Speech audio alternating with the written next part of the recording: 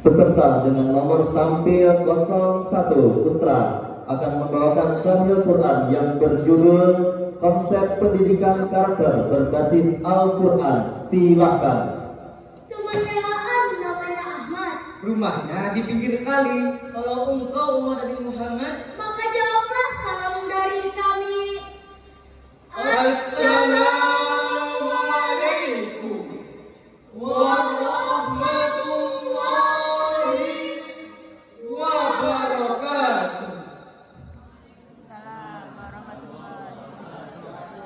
Bunda Aisyah radhiyallahu anha, seorang wanita ahli ilmu yang juga menjadi istri Rasulullah SAW, mengatakan, jika Allah menghendaki kebaikan dan kekuasaan seseorang, maka Ia akan mengutus malaikat yang akan mengingat firman-firman Tuhannya bila ia lupa dan membantunya di saat ia ingat.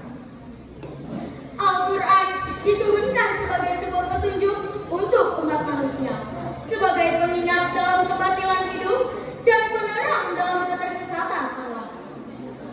Membangun karakter bangsa tanpa panduan agama tidak dapat berjalan dengan benar, tetapi justru membuang banyak waktu untuk mencapai hasil tertentu. Ketika Nabi sampai di Madinah, beliau membuat sebuah peradaban baru yang kemudian memunculkan pengertian bahwa Islam adalah sistem kepercayaan yang sistemik, tidak hanya berdimensi teologika, ritual, dan mistikal, tetapi juga berdimensi moral dan intelektual. Secara terminologi, Al-Quran adalah firman Allah Subhanahu wa Ta'ala yang diturunkan kepada Nabi besar Muhammad SAW melalui wasilah malaikat Jibril alaihissalam, yang salah satu fungsinya adalah hudal linnas, Petunjuk bagi seluruh umat manusia di muka bumi ini. Said Nursi sebagai Renaissance of Islam menyatakan, Islam is the father of all the science and Al-Quran is the book of science.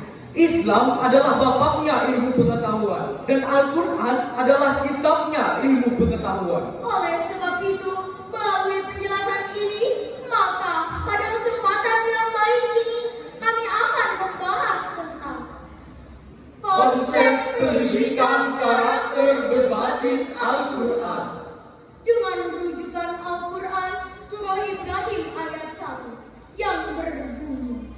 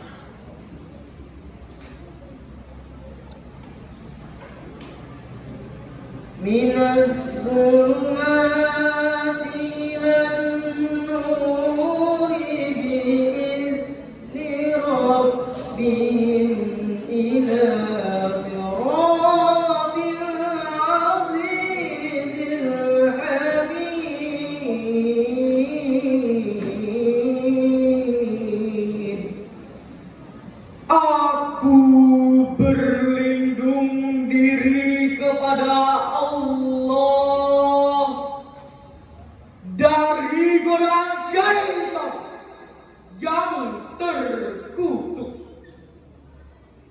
dengan menyebut nama Allah yang Maha Pengasih lagi Maha Penyayang.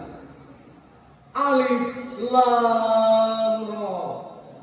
Ini adalah kitab yang kami turunkan kepadamu supaya kamu mengeluarkan manusia dari gelap gulita kepada cahaya terang benderang dengan izin Tuhan mereka, yaitu menuju jalan Tuhan yang Maha Perkasa lagi Maha Terpuji. Hadirin rahimakumullah, Profesor Dr. Muhammad Raisihab di dalam tafsir Al-Misbah menjelaskan bahwa pengertian tentang pentingnya Al-Quran disebutkan oleh Allah Subhanahu wa Ta'ala dengan menggunakan bentuk jamak untuk kata az-zulmat yang berarti aneka gelap, sedangkan an-nur dengan berbentuk tunggal. Hal ini untuk mengisyaratkan bahwa kegelapan itu bermacam-macam serta beraneka ragam dan sumbernya pun banyak. Berbeda dengan an-nur atau cahaya yang menerangi dan tidak pernah memberi gelap. Penjelasan tentang Al-Quran sebagai penerang atau an-nur benar-benar menunjukkan bahwa antara Al-Quran dan membangun karakter bangsa terdapat hubungan yang saling mengikat. Kemajuan membangun karakter bangsa tidak hanya dinilai dengan apa yang dipersembahkannya kepada masyarakat, tetapi juga diukur dengan wujudnya suatu lingkungan yang dapat mendorong kemajuan pembangunan karakter bangsa itu, termasuk Al-Quran. Al-Quran adalah firman Allah yang tidak mengandung kontradiksi. Al-Quranlah kitab yang telah diturunkan oleh Allah kepada utusannya sebagai petunjuk. Al-Quran adalah kitab terakhir dan berada dalam penjagaan Allah Subhanahu wa Ta'ala. Oleh sebab itu, membangun karakter bangsa akan berkembang cepat hanya apabila dituntun oleh Al-Quran dan mengambil kebenaran dengannya. Karena hanya dengan demikian membangun karakter bangsa mengikuti jalan Allah.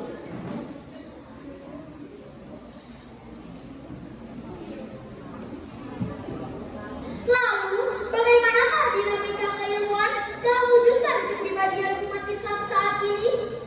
Umat Islam saat ini mengalami kemajuan besar-besaran. Data Badan Penelitian Internasional menyebutkan Israel yang mayoritas adalah Yahudi dalam 1 juta penduduk memiliki 1.600 pakar pengetahuan. Amerika yang mayoritas adalah Nasrani dalam 1 juta penduduk memiliki 160 pakar pengetahuan. Sedangkan Indonesia yang mayoritas Muslim terbesar di dunia dalam 1 juta penduduk hanya memiliki 65 pakar yang Muslimnya hanya 6 orang.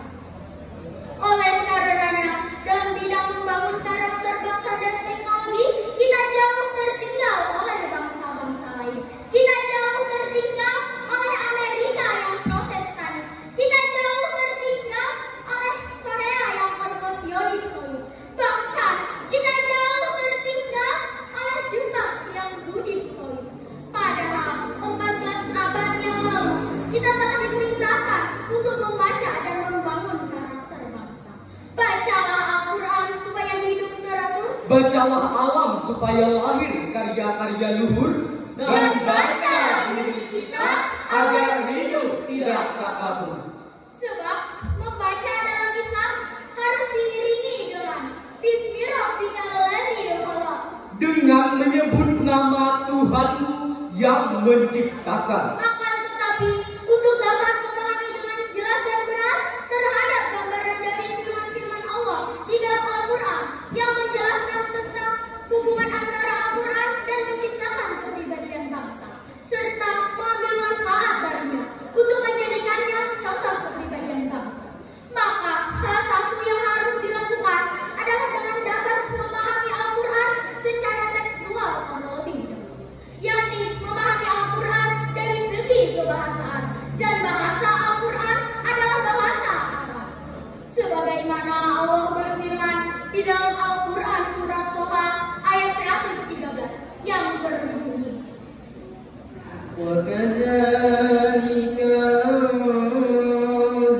أنزلناه قرآنا عربيا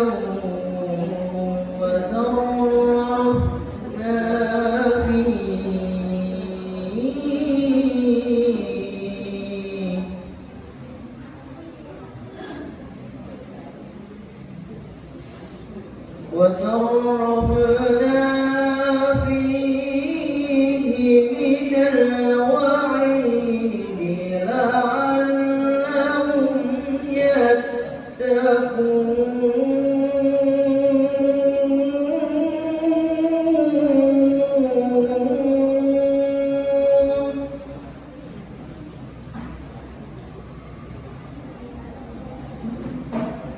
من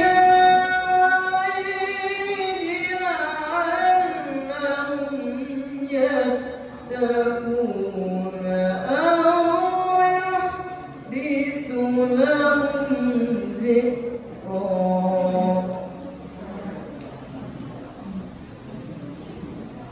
لعلهم يتقون أو يحدث لهم ذكرا.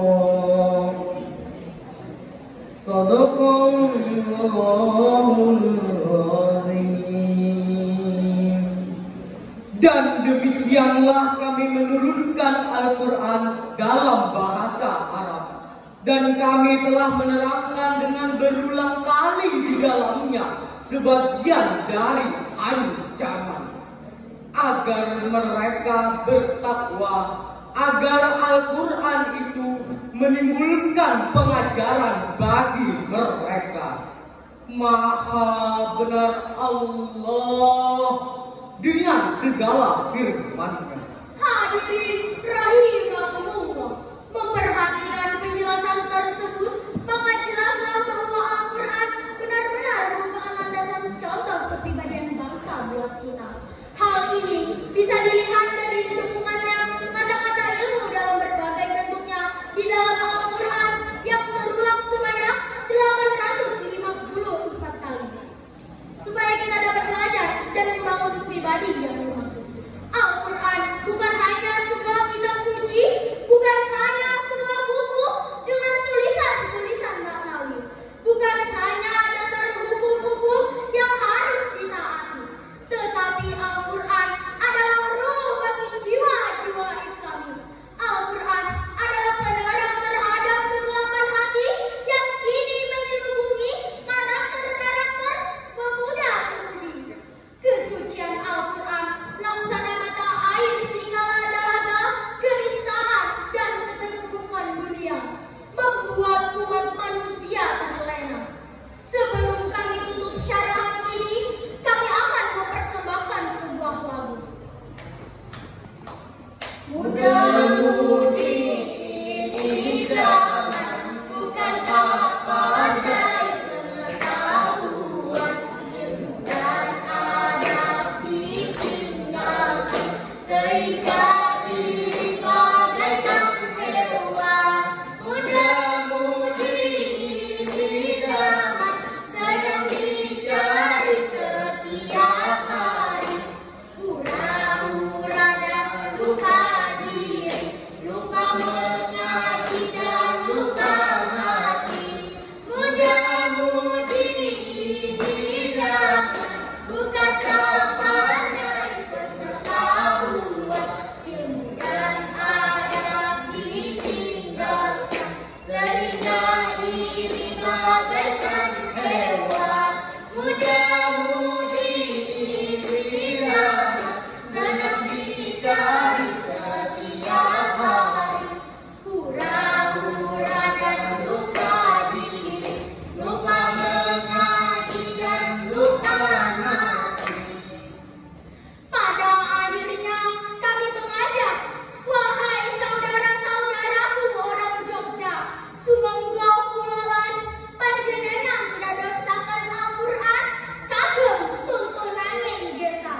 Wahai saudara-saudaraku orang Jepang, ja Al-Quran gawa kasih taci, no kyokaso ni ngari masuk. Demikianlah yang dapat kami sampaikan. Mudah-mudahan ada manfaatnya. Hidup sendiri tanpa seorang kekasih. Cukup sekian dan terima kasih.